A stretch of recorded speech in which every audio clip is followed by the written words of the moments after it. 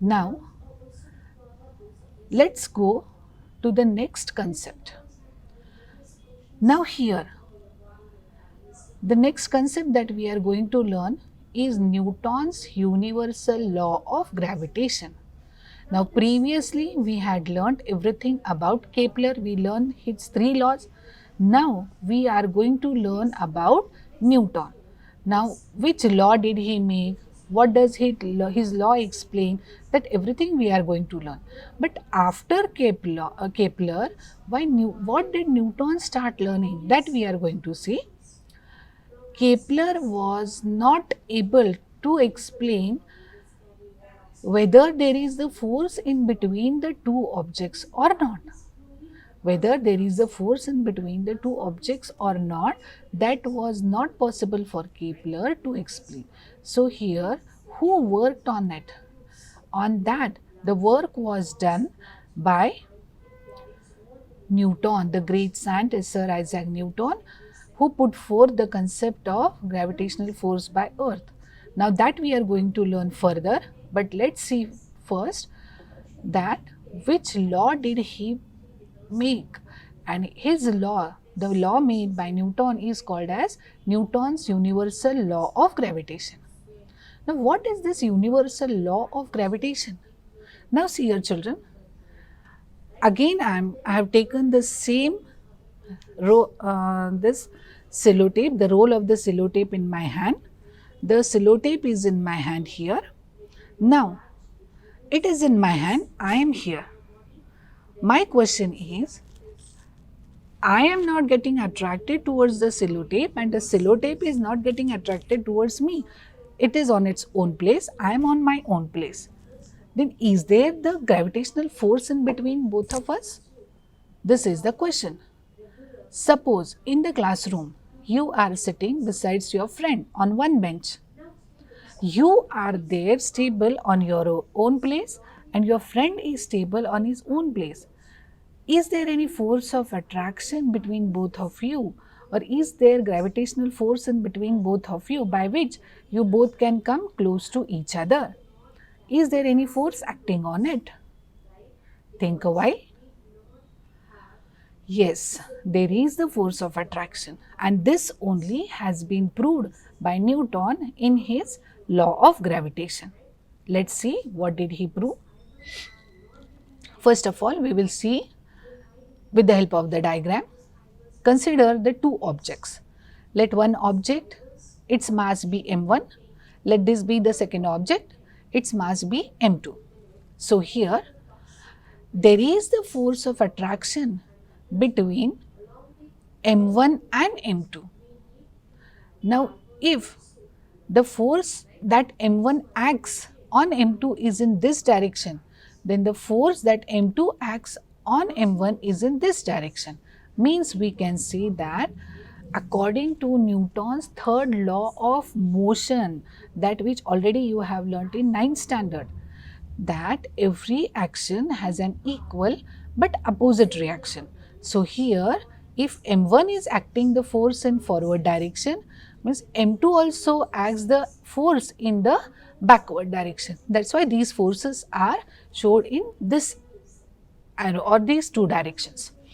Now, this force which has been acted by both the objects, this force is directly proportional to the product of the masses.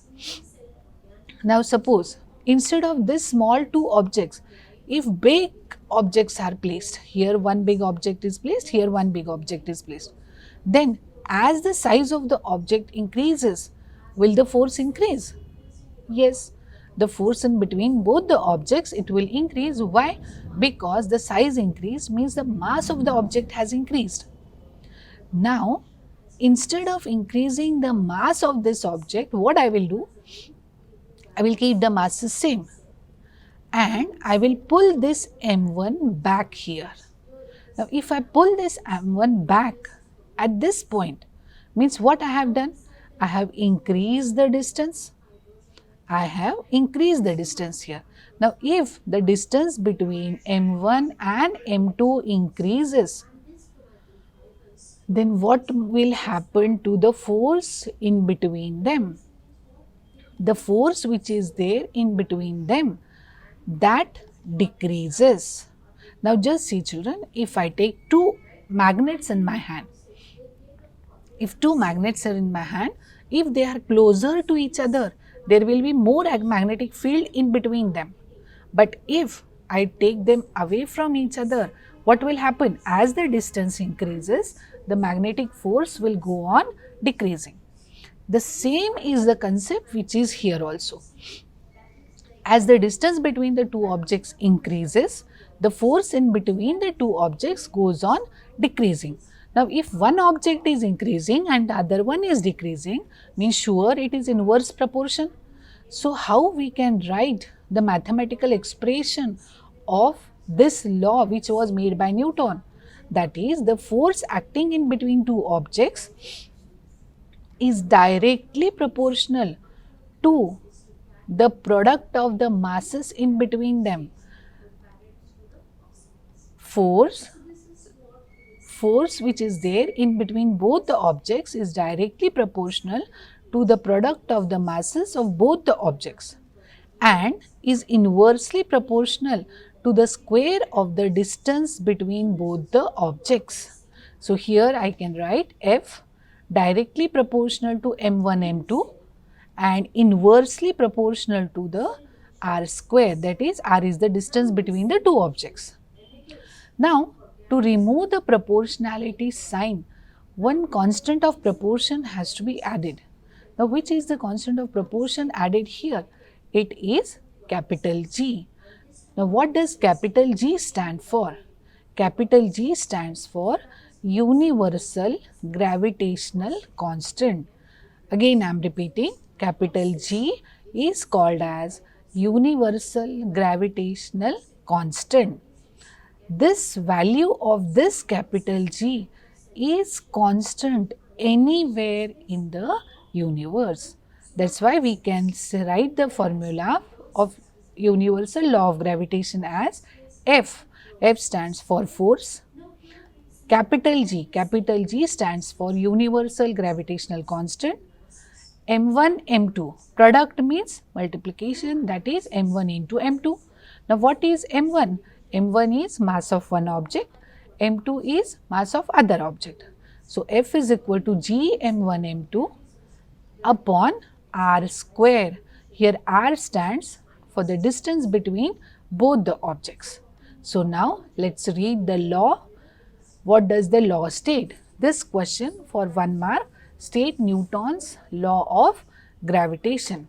So, here what does Newton's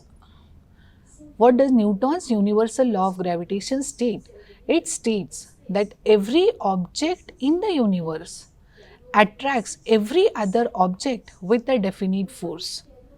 This force is directly proportional to the product of masses of two objects and is inversely proportional to the square of the distance between them. That is, F is equal to G m1 m2 upon r square. Force is directly proportional to the product of the masses and inversely proportional to the square of the distance between them. Now, see here children, if we double the masses, now here if it is 1 kg and here if it is 1 kg, instead of that, if I double them, I make this 2 and this 2, then what will happen to the force? The force is also going to get increased, means as this value of mass increases, as the force is directly proportional to the product of the masses, as mass increases, the force is also going to increase. But instead of that, if I increase the distance, now here the distance is r. If I make it 3r, 3r means here if I keep the another object, means the distance has increased. So, if the distance increases, what will happen to the force? If the distance between the two objects increases, then sure the force in between the two objects go on decreasing. Is it clear? As they are inversely proportional. Now, here as I told, this G is the universal gravitational constant. Let us see what is its unit and what is the value of capital G.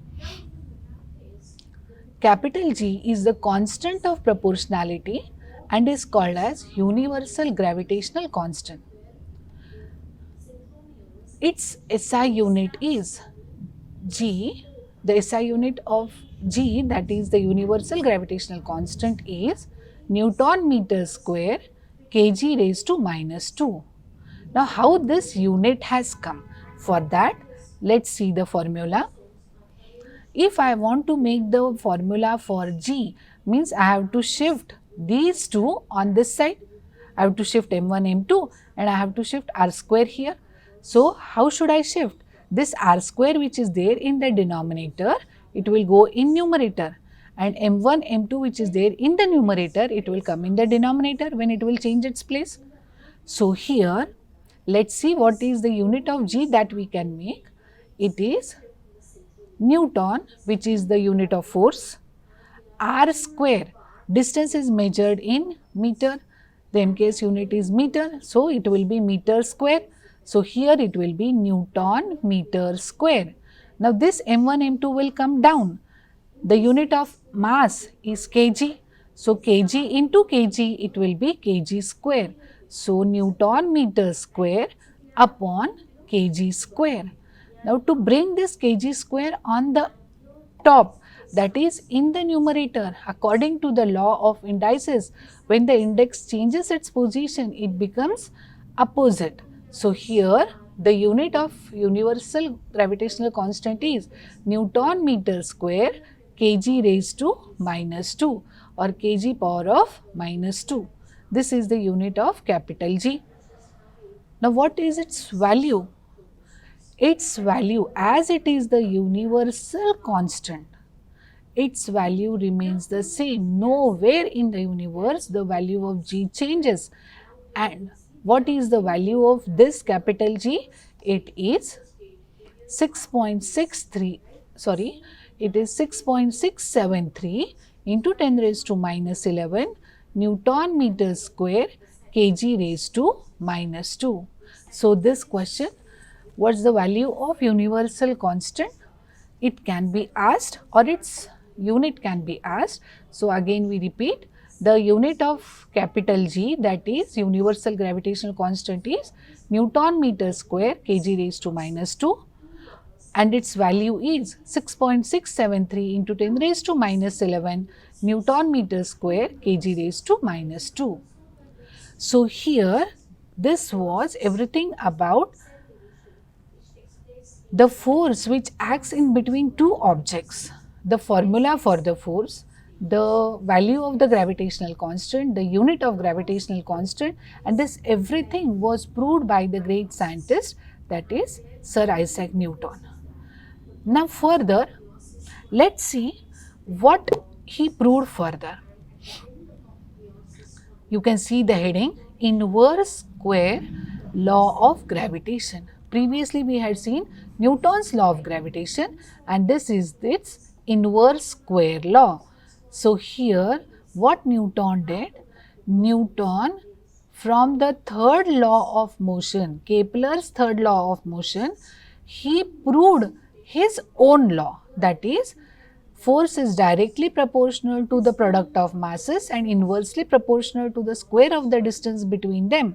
This is Newton's law of gravitation, and this was proved from Kepler's law, third law, that is, the time taken by the planet to revolve around the sun is directly proportional to the square of the, cube of the mean of the distance between the sun and the planet, that is t square directly proportional to r cube. So, here it has been proved from that mathematical equation. So, let us see how it is proved. Now, see here children, the first one is written here, the formula for centripetal force is equal to mv square upon r. Now, previously we have seen what is the definition of centripetal force. The force acting on any of the object and which is directed towards the center is called as centripetal force. Now, what is the formula for this centripetal force? It is mv square upon r. Now, here what does m stand for? M stands for mass of the object. V stands for velocity of the object and R stands for the radius of the object. Is it clear? So now let's see here from how this inverse square law of gravitation is proved. Now let us see, children. The speed of the planet can be expressed in the term of period of revolution, that is t, as follows. Now see here, children, the distance travelled by the planet in one revolution. Now suppose, consider here one elliptical figure we have got. Suppose there is a planet here and it is moving around the sun in a certain period, then this period of revolution is called as t. Now if I ask you measure the length of the circle, how to measure the length of the circle? The length of the circle is nothing but the perimeter of the circle. Now here if I ask measure the length of this orbit, means you have to measure the perimeter. Now if it is the perimeter, then what is the formula for perimeter? The formula for perimeter is 2 pi r. You all must be remembering, it is a mathematical formula. The formula to find the perimeter, that is the circumference of the circle, is nothing but it is 2 pi r. Perimeter of this orbit means what it is? It is the circumference and its formula is 2 pi r. So now let's see. According to the formula of velocity, velocity is what? The distance travelled by an object in the given direction upon time taken. Now here, how much distance the object has taken? The distance that the planet has covered is complete one revolution and it is nothing but it is the circumference. So the formula for circumference is 2 pi r upon time taken. Let the time taken be capital T. So 2 pi r upon capital T. Now let's substitute this value of V in the formula of centripetal force.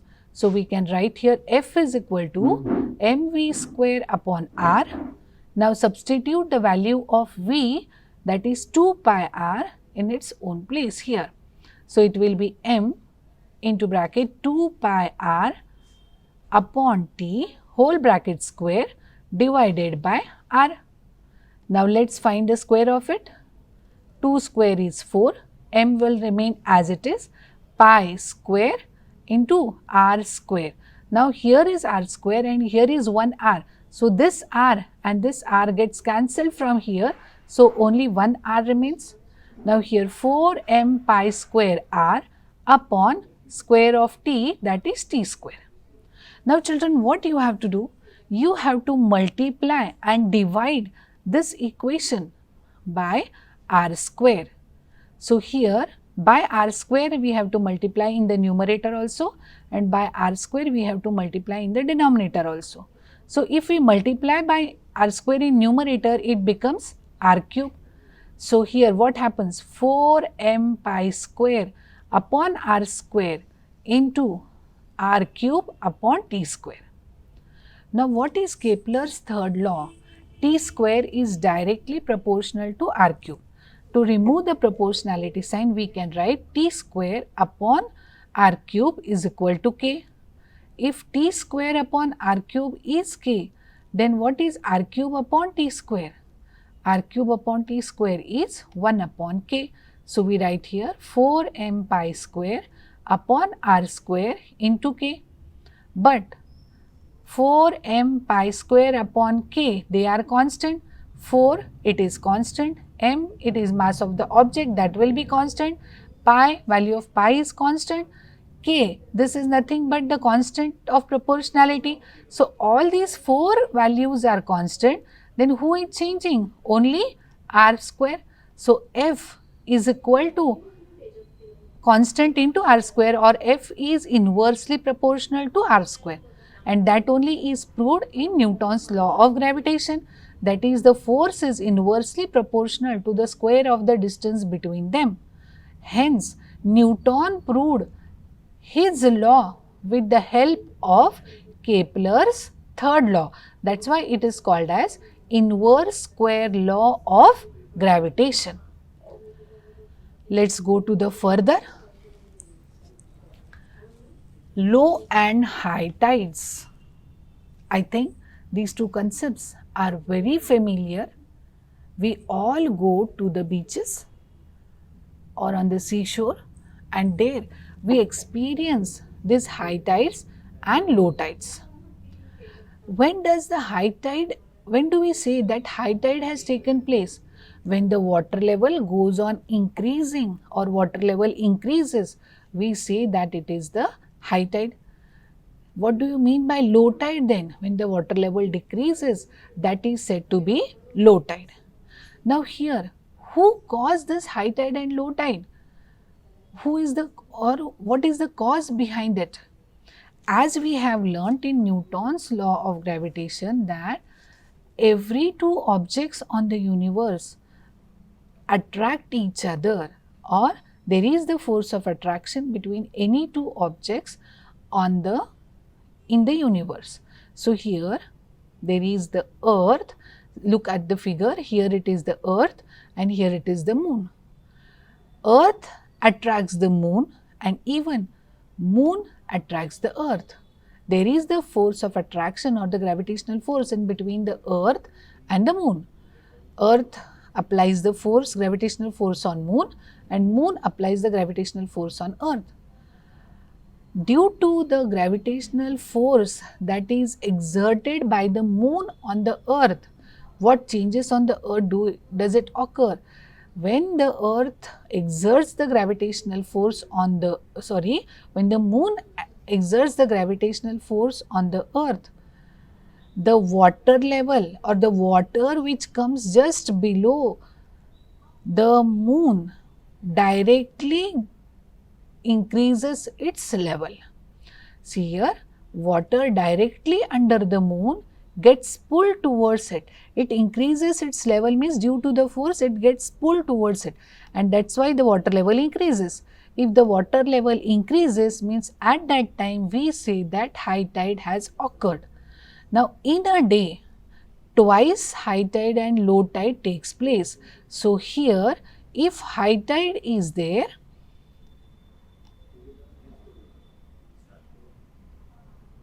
now just see here, if the water level has increased, then here high tide will be there. Then if you make a right angle, then exactly at the location at right angle there will be low tide. So here it will be low tide and here it will be low tide. Here it will be high tide and here also it will be high tide. So we say that the high tides and the low tide, they occur twice a day at periodic intervals. And at what time the high tide will be there, at what time the low tide will be there, these timings are changing. Daily they are not the same. So here, write a short note on low tide and high tide, or write a short note on how do tides occur. For that you have to explain all these things. It can be asked for 2 marks. So here, the tides are caused due to the gravitational force exerted by the moon on the earth.